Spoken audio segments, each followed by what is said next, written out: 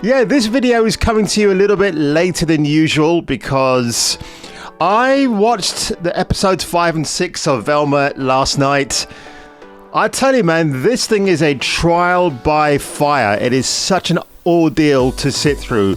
I would rather listen to Lionel Richie's worst of back catalogue than having to suffer through Velma. If you're Mindy Kaling and you think your colour is an entitlement to your funniness, well, I've got news for you, Mindy. You're just not funny. And just like the self-insert that is Velma Dinkley, you've made this character, you've managed to make this female character, an iconic character, absolutely insufferable.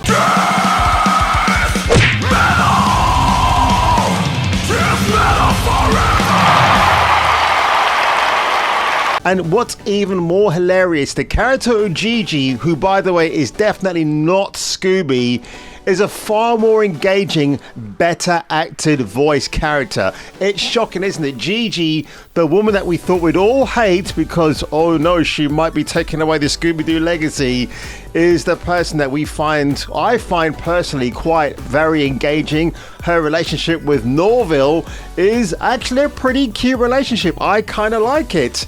But honestly, these last two episodes, if you ask me what were the best moments, I gotta say, like, the base male characters, like Freddy's dad is hilarious. I absolutely love that guy. The fact that he wants to normalize Freddy by getting away from Velma, by making sure that he goes to strip clubs because there's a bit of a gender pay gap at the moment. No, Father, I like her now. Have you heard of inner beauty? That's a myth, you fool!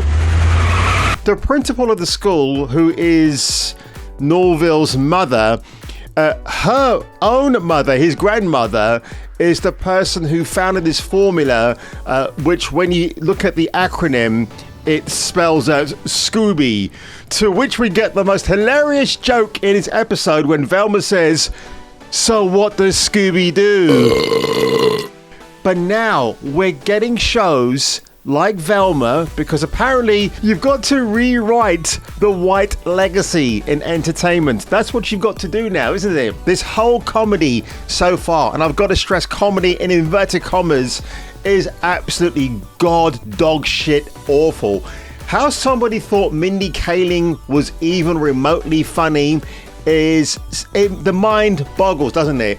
You know, HBO a long time ago used to stand for excellence.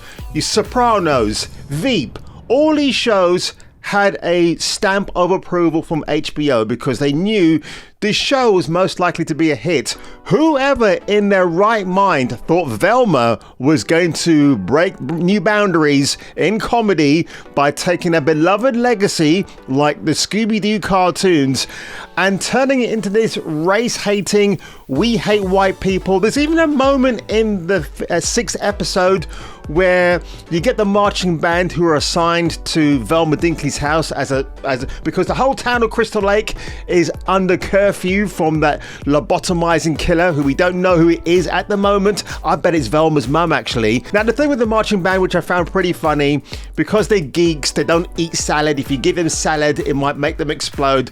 They live on pizza and Coke, something I can rely on. And then it's up to Freddy to save the day because Freddy, oh my God, this is such a emasculated character now because he picked up the Feminine Mystique, a book given to him by Velma, and because he's now turned into this male feminist, because feminist is not a term or a word that is applied to females, it is across the board.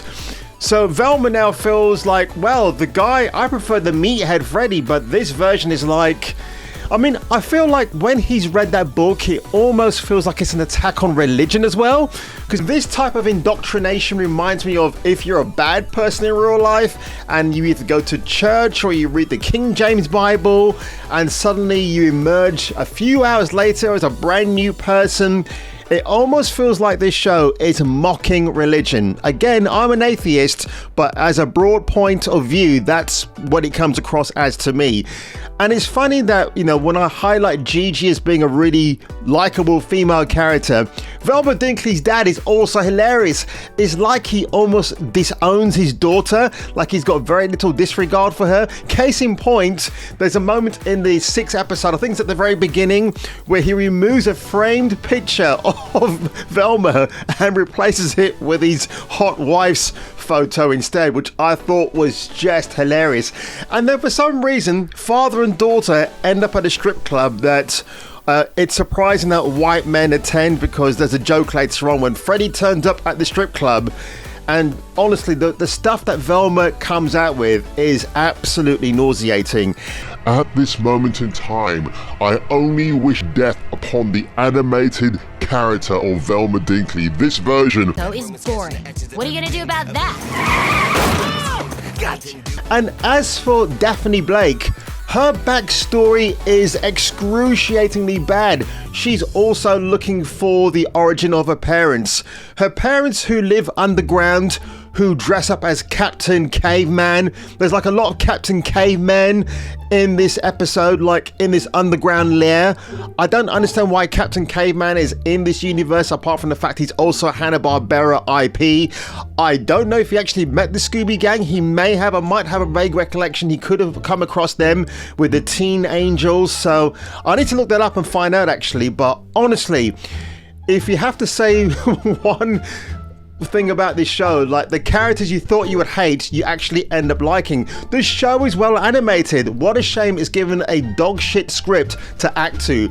Also, all the virtue signaling about race, for example, you know, going back to Norville and the marching band, because he has to go out and locate some food for these people. He ends up at a local business run by a woman of color who we don't see her, but he feels so guilty about stealing food from her that he has to write an IOU. But if it was a white person who owned that business, it'd be like, yeah, let's just go in, let's just steal the food, nobody cares. And at this moment in time, ladies and gentlemen, I do not care about Velma as a possibly great series. Like I said, like the based male characters in the show, like Freddy's dad, I think he's absolutely hilarious. The fact that the fact that he wants to masculate his son again. Masculate, is that even a word? I cannot wait for the show to end next week. Put me out of my own misery. Put you out of your own misery. And on that one, guys, if I were you, and if you were me, you can see I'm actually struggling to maintain consciousness right now.